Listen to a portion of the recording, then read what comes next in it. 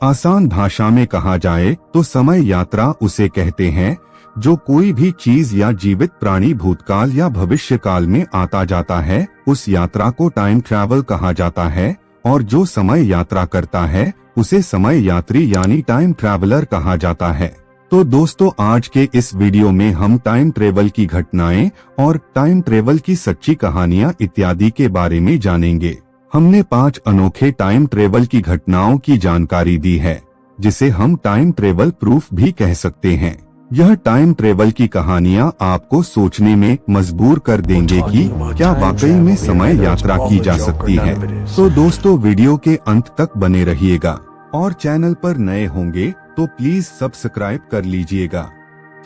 Number 1, यह घटना सन 1935 की है, जब विक्टर गोडार्ड अपने विमान से यात्रा के लिए निकले और स्कॉटलैंड से होते हुए अपनी शहर जा रहे थे। तब उन्होंने अलग रास्ते पर जाने का निर्णय लिया जो एडिनबर्ग के शहर से करीब था। मगर कुछ समय बाद उसके आसपास का मौसम अचानक बिगड़ गया और उनका हवाई जहाज अनियंत्रित हो गया। कुछ ही समय बाद जब मौसम साफ हुआ तो विक्टर गोडार्ड ने देखा कि वह एक अलग ही एयरपोर्ट पे आ गए जो देखने में बहुत आधुनिक दिख रहा था। यह सब देखकर वह घबरा गए क्योंकि उनका तो एयरपोर्ट बंद पड़ा था और यह पूरा कार्यरत था। विक्टर गोडार्ड ने वहां और भी कुछ देखा, जैसे कि उनका खराब हुआ रनवे बिल्कुल नया था। वहां 4 पीले रंग के आधुनिक विमान मौजूद थे और मॉडर्न ब्लू ड्रेस में एयरपोर्ट के कर्मचारी दिख रहे थे। यह सब देखकर वह घबरा गए और उन्होंने अपना विमान इस जगह पर नहीं उतरा बल्कि वापस मोड़ लिया। और फिर वह उसके बारे में सोच ही रहे थे कि कुछ ही समय में उन्हें दोबारा तूफान का सामना करना पड़ा और एक बार फिर वह रास्ता भटक गए।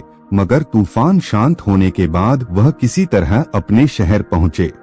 अपने शहर पहुँचने के बाद उन्होंने पूरी घटना बताई, पर उन पर किसी ने विश्वास नहीं किया। पर 4 साल बाद उस एयरपोर्ट का नया रनवे बनाया गया।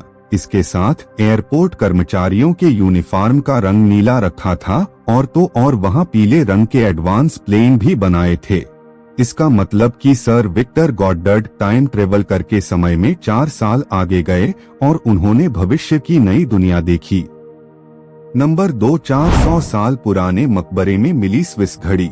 जब शोधकर्ता ने सन 2008 में 400 साल बाद दक्षिणी चीन के शांगसी में मिंग राजवंश से संबंधित एक अछूते चीनी मकबरे को खोला गया, तब कुछ धातु के साथ मिट्टी और चट्टान से घिरी एक अंगूठी के आकार की घड़ी मिली, जिसमें 10:06 पर टाइम रुका हुआ था और उसके पीछे स्विस शब्द लिखा हुआ था, जिसका मतलब कि वह घड़ी स्विट्जरलैंड में बनाई गई थी। शोधकर्ता के लिए यह एक रहस्य बन गया है कि यह अंगूठी के आकार की घड़ी जो स्विट्जरलैंड में बनाई गई थी तो यहाँ कैसे पहुँची, क्योंकि 400 साल पहले स्विट्जरलैंड नाम की कोई जगह ही नहीं हुआ करती थी और 1780 के बाद तक कहीं भी रिंग के आकार की घड़ियों के लोकप्रिय होने का कोई रिकॉर्ड नहीं है, जो इस रहस्य को और गहरा करता है। इसलिए कुछ विचारवंत इस स्विस वॉच को टाइम ट्रेवल की घटनाएं से जोड़ते हैं। नंबर 3, रूडोल्फ फेन्स की टाइम ट्रेवल घटना।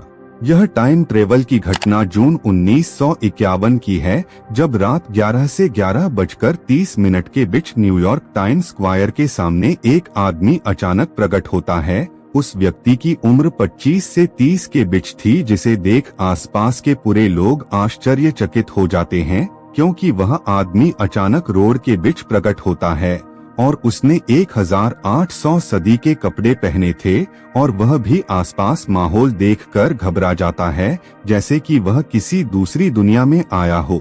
घबराहट के बीच वह कुछ समझ पाए तभी एक तेजी टैक्सी से उसकी मौत हो जाती है। फिर उसकी बॉडी को पोस्टमार्टम के लिए मुर्दाघर ले जाया गया। जब उसके सभी चीजों की तलाशी ली गई तब उसके पास तांबे का एक टोकन था, घोड़े के तबेले का बिल, एक खत था जिस पर 1876 का स्टैंप लगा था, एक बिजनेस कार्ड था जिस पर रूडोल्फ फेन्स नाम लिखा था और $70 के पुराने नोट मिले जो एकदम नए लग रहे थे। उस व्यक्ति के पास और भी कुछ चीजें मिली जो पुराने जमाने की थी, पर वह बिल्कुल नई लग रही थी।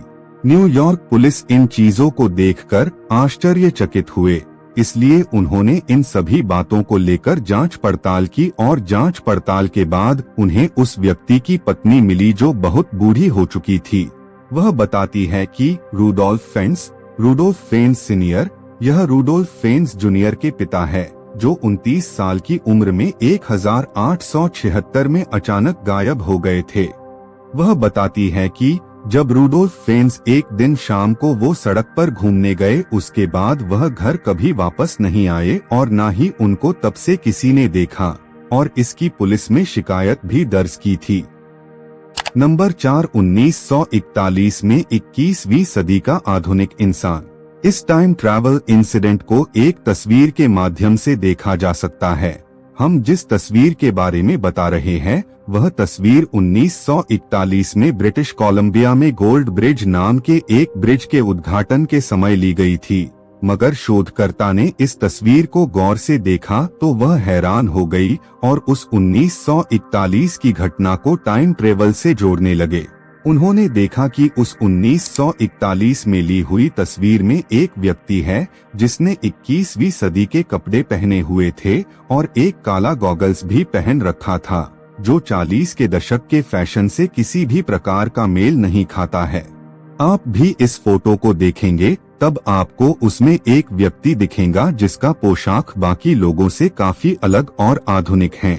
अनुमान लगाया जाता है कि फोटो में मौजूद व्यक्ति ने 21वीं शताब्दी के हिपस्टर फैशन वाले कपड़े पहने हैं और एक काला सनग्लास भी पहना है, जो 21वीं सदी में ही बने हैं। मगर 40 के दशक के दौरान तब के लोगों का पहनावा काफी साधारण था और उस समय किसी भी हाल में आधुनिक कपड़ों को नहीं बनाया जाता था। इन सभी बातों पर नजर रखते हुए उस व्यक्ति को समय यात्री कहना गलत नहीं होगा। इस घटना को लेकर विचारवंत और शोधकर्ता में बहस का केंद्र बना हुआ है कि क्या यह छवि तस्वीर एक समय यात्री को दिखाती है या इसे फोटोशॉप किया गया है या इसे केवल कालानुक्रमिक के रूप में गलत किया जा रहा है। यह तो आने वाला वक्त ही बताएगा। नंबर 5, एडिडास के जूते पहने 1500 साल पुरानी मम्मी। जब शोधकर्ता मंगोलिया के अल्ताई पर्वत पर खुदाई कर रहे थे तब उस अल्ताई पहाड़ों के क्षेत्र में एक महिला की मम्मी मिली जो 1500 साल पुरानी थी, पर विशेषज्ञों को वह महिला मम्मी सिर्फ एक हाथ और 2 पैरों के साथ मिली और उस मम्मी महिला को उसके घोड़े के साथ दफनाया गया था। शोधकर्ता यह देख के हैरान हुए कि उस महिला के पैरों में लाल रंग के जूते थे, जिस पर आज के एडिडास के जूतों की तरह 3 सफेद स्ट्रिप थी, इसलिए इस महिला को टाइम ट्रैवलर कहा गया है।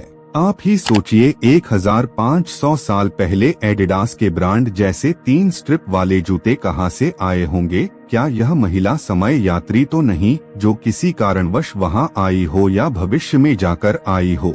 तो दोस्तों, यह थी टाइम ट्रेवल की घटनाएं, टाइम ट्रेवल की कहानियां। आशा करते हैं कि आपको यह वीडियो अच्छा लगा होगा। यदि आपको यह वीडियो अच्छा लगी तो वीडियो को एक लाइक और हमारे चैनल पर नए हैं तो चैनल को सब्सक्राइब जरूर कर लें ताकि हमारे नए वीडियो का नोटिफिकेशन आपको मिलता रहे। धन्यवाद।